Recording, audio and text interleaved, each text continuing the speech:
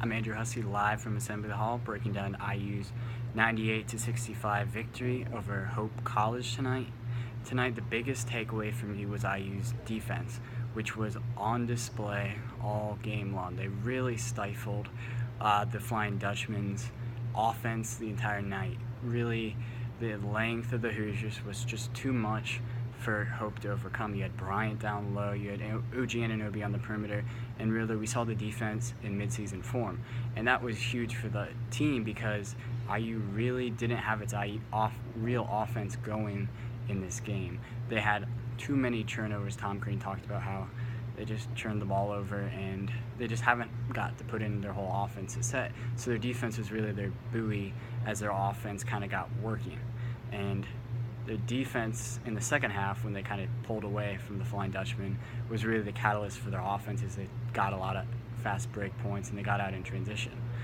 The second big takeaway for me was the strong play of OG Anunoby. We really heard all the hype surrounding him in the offseason. What is he going to do? How is he going to build on his freshman season? How is he going to build on the bigger role he has? And he really showed tonight that he can live up to that hype. His three-point shooting was my biggest thing from his game tonight. He shot 4 or 7 from 3, and we saw him out early, way before the game even started. Way before shoot-around started, working on his 3.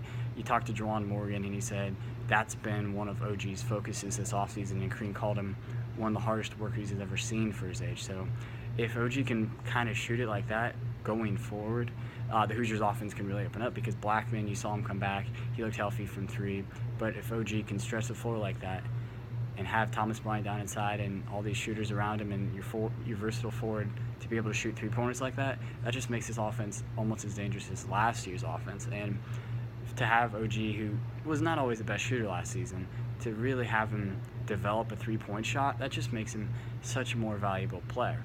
And we really saw with Victor Oladipo late in his career at IU, and we've seen that kind of progression track with OG. Victor developed that shot, and we saw him get that large contract in the NBA. So if OG can continue that three-point shot, the sky's the limit for him in terms of his potential. And this point 3, the offense and the defense were kind of not all together, but that's because the players are kind of working back from all the offseason injuries. There was a boatload of injuries, surgeries that the players had to go through in the offseason. We saw Blackman Jr. come back. He looked healthy. Everyone kind of looked healthy so far. You had Juwan, he looked healthy. Rob, Newkirk, they're all kind of working back into the flow of things.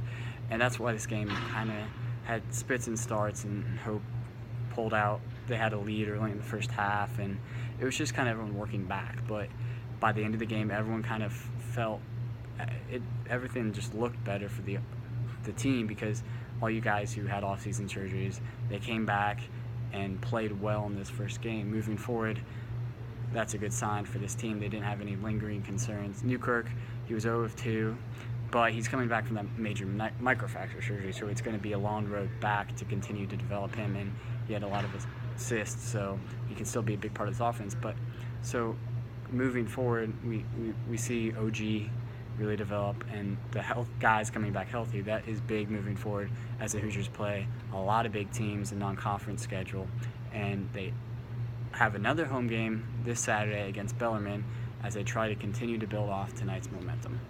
Thank you.